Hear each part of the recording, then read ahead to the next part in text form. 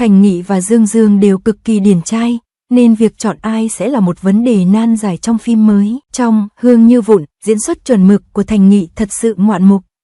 Anh khắc họa 3 nhân vật, nắm bắt được sự nhẫn nhịn của Ứng Nguyên, sự đấu tranh của Đường Châu và sự điên rồ của Huyền Diệp một cách chính xác đến kinh ngạc. Những cảnh nổi tiếng như nụ hôn bồn tắm và nụ hôn xuyên qua lớp vải mỏng đã trở thành kinh điển, mê hoặc khán giả bằng những mối quan hệ lãng mạn của thế giới tiên hiệp. Nếu Hương Như Vụn, kiệt tác tiên hiệp này, được phát hành vào mùa hè năm 2025, nó thậm chí có thể sánh ngang hoặc vượt qua Hành Trình Bất Tử. Suy cho cùng, cả Thành Nghị và Dương Dương đều là những mỹ nam được công nhận, mỗi người đều có nét quyến rũ riêng. Khán giả sẽ đổ ai mới là vấn đề nan giải. Diễn xuất của Trình Nghi trong Hương Như Vụn và phần tiếp theo, Hương Tái Sinh, là một ví dụ điển hình về diễn xuất.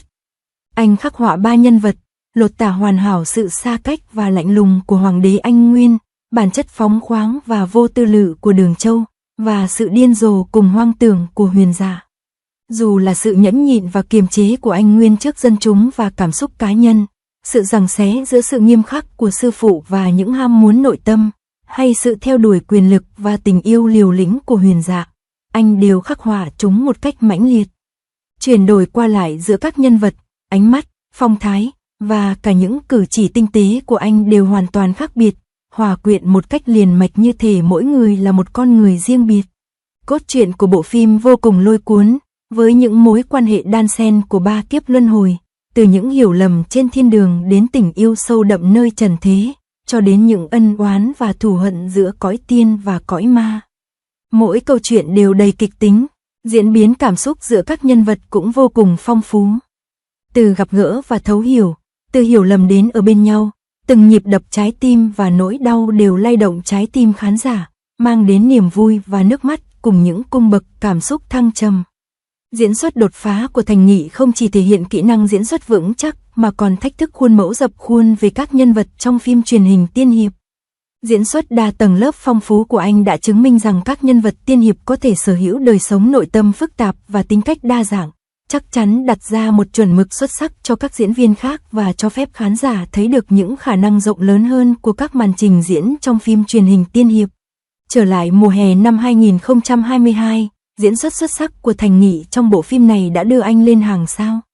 Những cảnh quay nổi tiếng như nụ hôn bồn tắm và nụ hôn qua tấm mảng che mặt vẫn là những tác phẩm kinh điển cho đến ngày nay. Tình cảm thầm kín giữa bồn tắm hơi nước, sự run rẩy do dự khi họ nhìn nhau qua tấm mảng che mặt, mỗi cảnh quay đều thấm đẫm câu chuyện, gây tiếng vang với vô số khán giả. Chính nhờ những màn trình diễn cuốn hút này mà Thành Nghị đã thu hút được một lượng fan hùng hậu, trở thành một trong những diễn viên được mong đợi nhất phòng vé mùa hè năm đó. À mà, hồi đó bạn có bị Thành Nghị thu hút không? Tôi không nhịn được nữa. Chỉ cần nghĩ lại những đoạn clip này thôi là đã thấy choáng ngợp rồi. Tôi cần phải xem lại Tàn cho tình yêu lần thứ 3.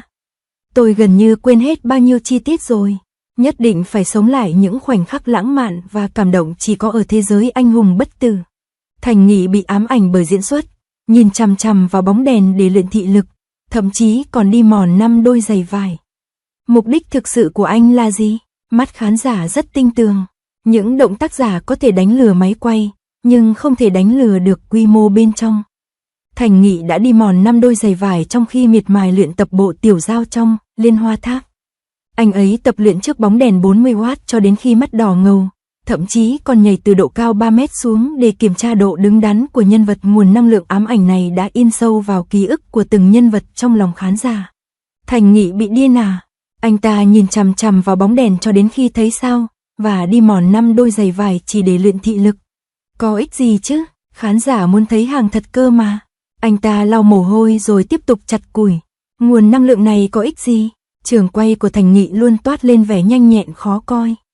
Trong khi các diễn viên nổi tiếng phải nhờ diễn viên đóng thế để thực hiện các động tác khó, anh ta lại tập chân trần trên đường sỏi, máu và bùn đất thấm vào giày vải.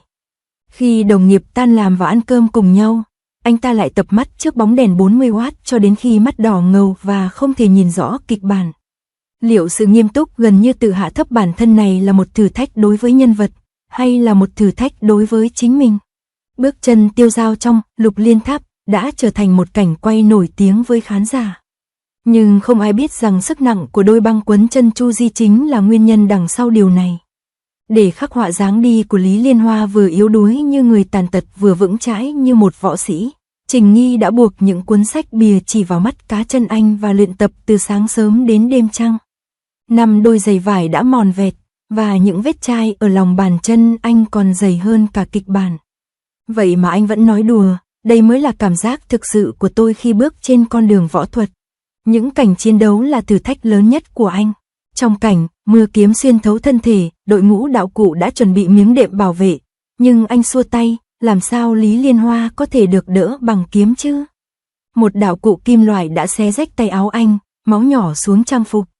Anh nhìn chằm chằm vào màn hình và lẩm bẩm, mắt tôi chưa đủ giữ. Quay thêm một lần nữa. Khi sợi dây mất kiểm soát và rơi xuống đống đổ nát 3 mét, cả đoàn phim đã vô cùng kinh hãi.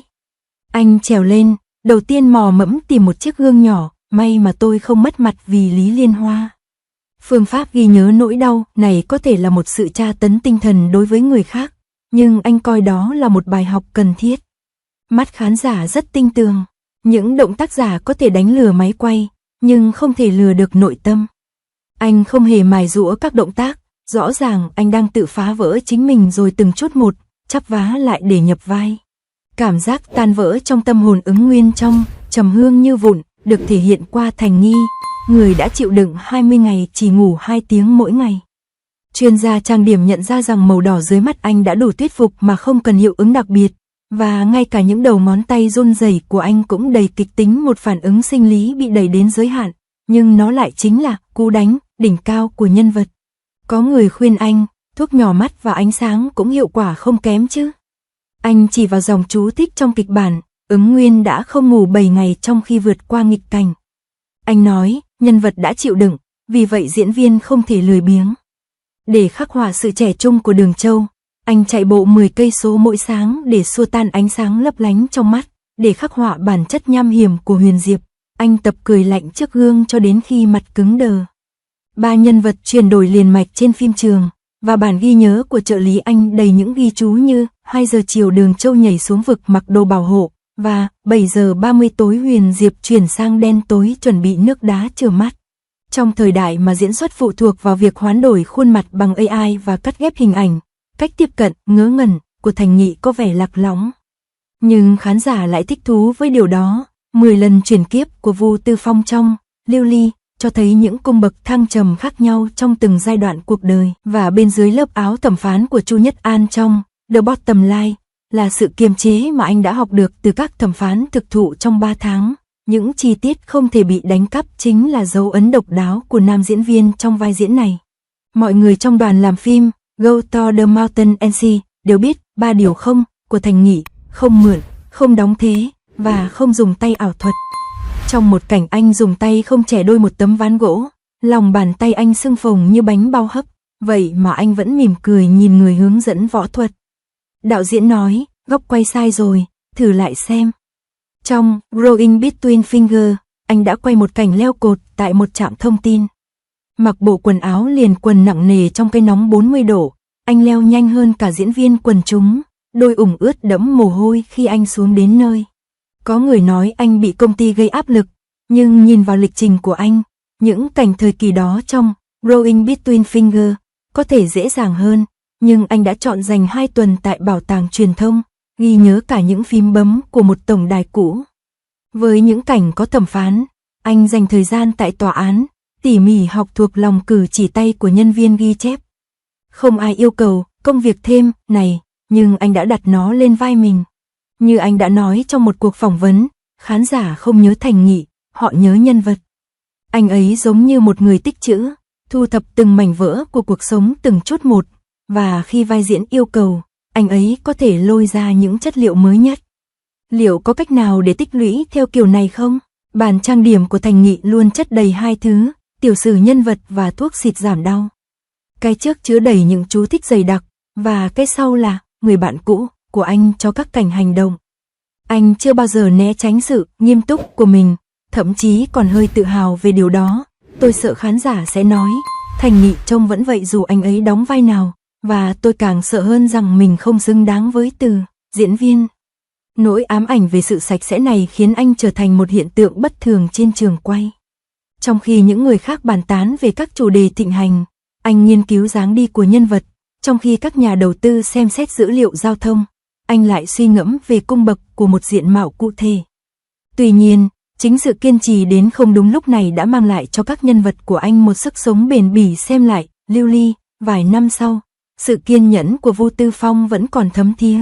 Xem lại, Tháp Liên Hoa, thấy sự cam chịu của Lý Liên Hoa vẫn còn xúc động.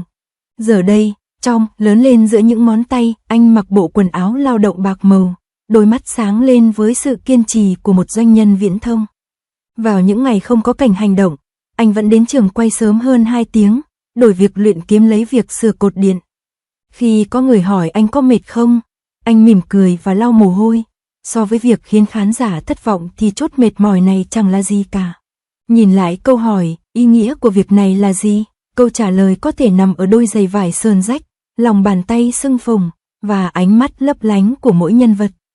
Khao khát hoàn hảo của Thành Nghị không bao giờ là chinh phục bất kỳ ai, mà là không thua kém chính mình với chính bản thân đã cam kết với diễn xuất của mình, và với khán giả, những người mong đợi nhân vật của anh ấy sẽ nở rộ. Làm sao sự ám ảnh này có thể được đo lường bằng xứng đáng?